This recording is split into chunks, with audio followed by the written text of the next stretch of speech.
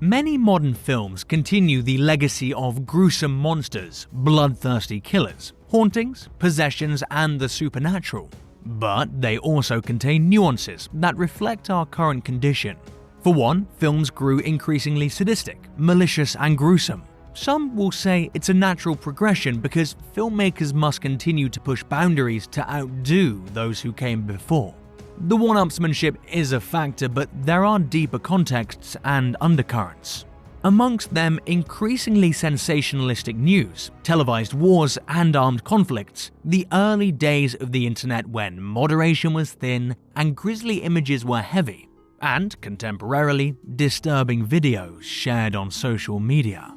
A key element of modern horror is the use of media.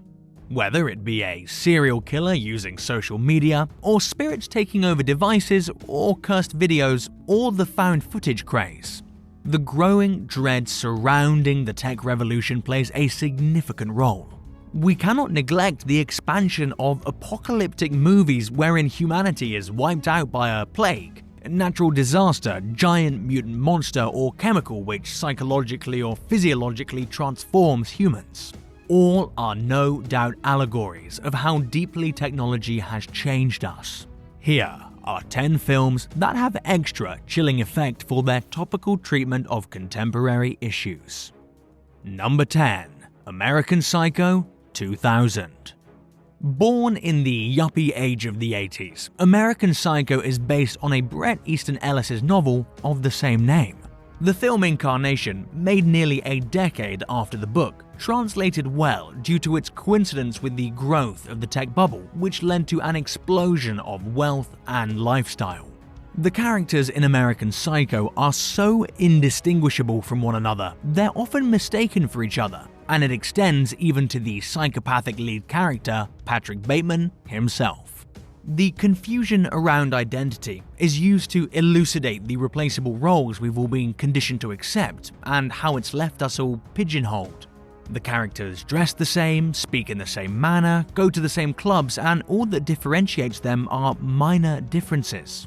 The color, texture, and font of a business card becomes a distinguishing feature and so significant that receiving a card that is better than yours is enough to send you into an existential tailspin. Likewise, not getting a reservation at an exclusive restaurant when someone else does is enough to cause a crisis. When someone manages to display uniqueness, it causes the rest of their cohort to question themselves, and when they do peer inside, they find nothingness.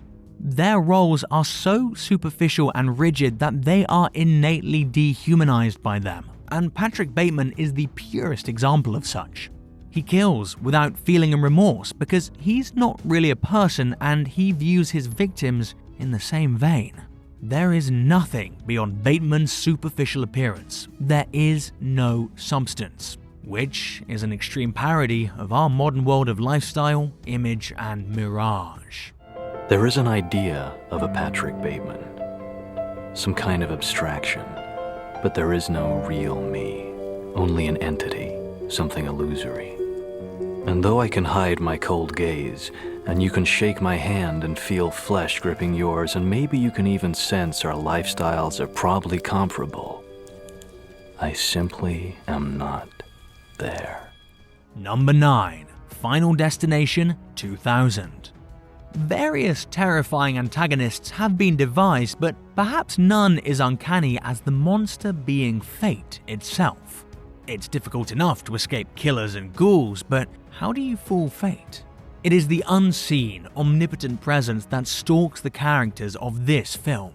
The narrative centers on a group of high school students bound for Paris. When one classmate has a gruesome vision of a plane crash, his premonition sets off a chain reaction leading to some students being kicked off the flight. When the prophecy proves true and the jetliner does explode in midair, the fortunate survivors struggle to understand why they were lucky enough to continue living when their classmates were not. However, their guilt is soon replaced with terror as each survivor begins succumbing to fluke accidents. Final Destination evokes fretful thoughts about just how fickle destiny can be and whether that one wrong step might be your last. There are no accidents, no coincidences, no mishaps, and no escapes. What you have to realize is that we're all just a mouse that a cat has by the tail. Number 8. The Ring, 2002. The Ring is a remake of a Japanese film, which itself was adapted from a novel, which seems very apropos because the film plays on the anxiety of how ranging and interconnected media has become. The ubiquity of media now reaches out much further than television, radio, and print, and its exponentiality is explored in the subtext of this film. In The Ring, a journalist investigates the death of her niece who died in a mysterious, perhaps otherworldly manner. She learns that her niece watched a cursed video with a group of friends and that each viewer of the tape died exactly 7 days after seeing the disturbing video. After watching the hexed tape, the journalist watches the media and receives a call simply saying 7 days. Having a week before her presumed death, she must uncover the nature of the video and the symbology therein to prevent her demise. Copies of the cursed tape are made and reproduced by those who've watched it, which mimics the concept of something going viral. The term was not yet invented, but the notion of an awful video spreading to haunt those who watch it was prescient for 2002. Then suddenly, this woman comes on, smiling at you, right?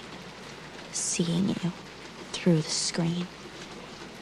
And as soon as it's over, your phone rings. Someone knows you've watched it. And what they say is, you will die in 7 days. Number 7. 28 Days Later, 2002.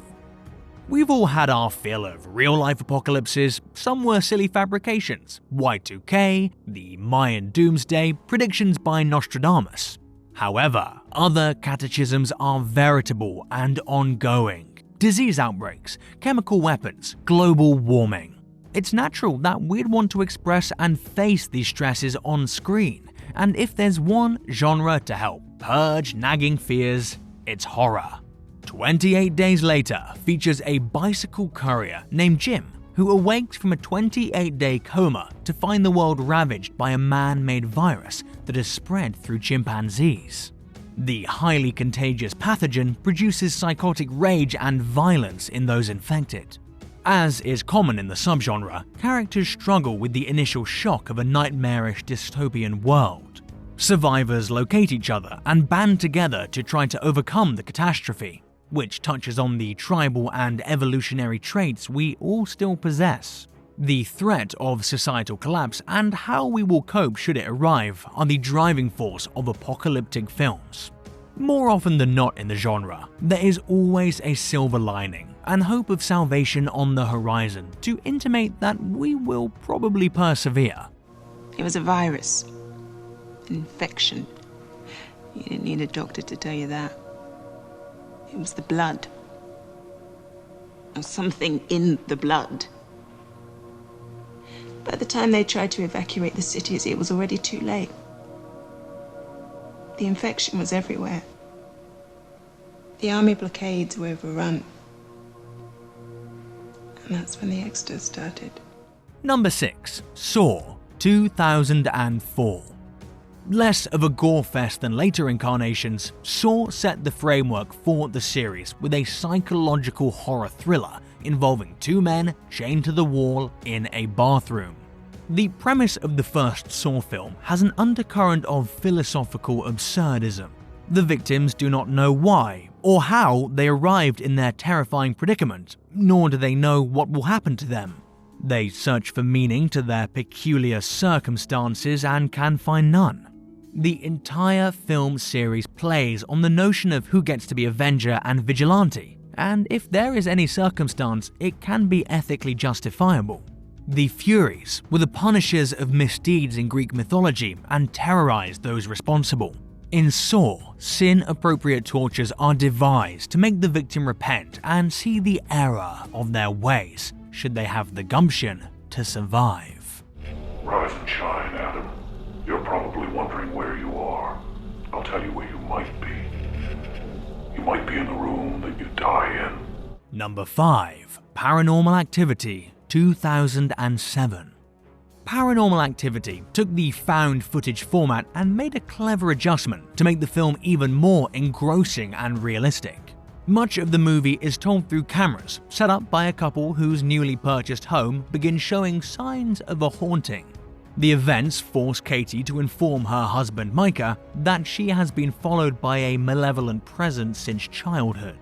Micah decides to record the nightly happenings, which become increasingly terrifying and threatening, no doubt exacerbated by the fact Micah taunts the entity because he is an unbeliever. An argument can be made that the plot is an allegory for childhood trauma. Micah does not believe what Katie is claiming, despite her conviction, and to boot, she sleepwalks in the film. And in horror and other genres, anything involving sleep is usually a reference to the human subconscious. You cannot run from this. It will follow you. It may lay dormant for years. Something may trigger it to become more active, and it will, over time, reach out to communicate with you.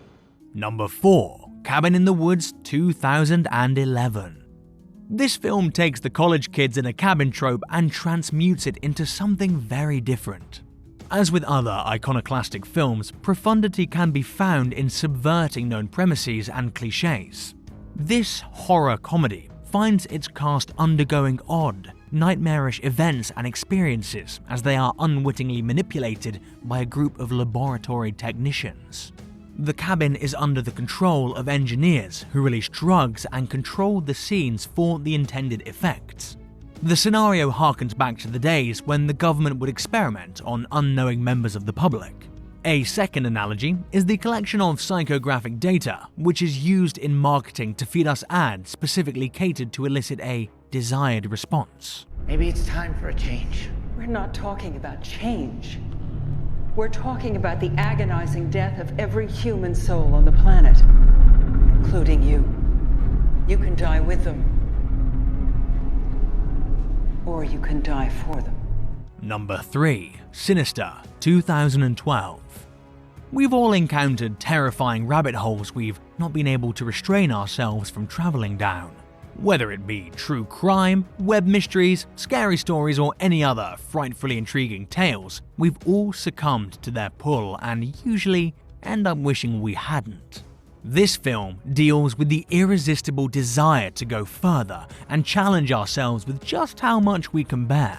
In Sinister, true crime novelist Ellison Oswalt moves his family into a home that was previously the scene of a notorious massacre.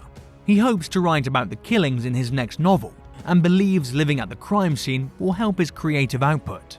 While exploring the attic, Oswalt comes upon film reels labeled home movies. Hoping to gain better insight into the previous owners who were brutally killed, he sets up a projector to view the films, which turn out to be horrifyingly lurid scenes of carnage.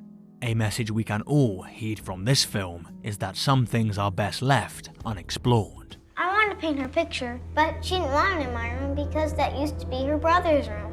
What? Who are you talking about? Stephanie. Who's Stephanie? She used to live here. She's the one Daddy's writing his book about.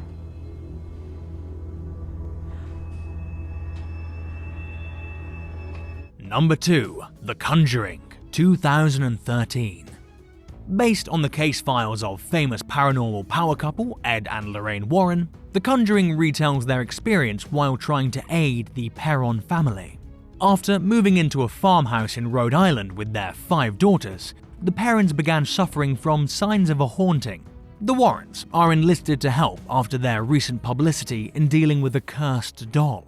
Through research, they come to learn the home was once inhabited by a purported witch who placed a hex on the land before sacrificing her daughter and self to the devil.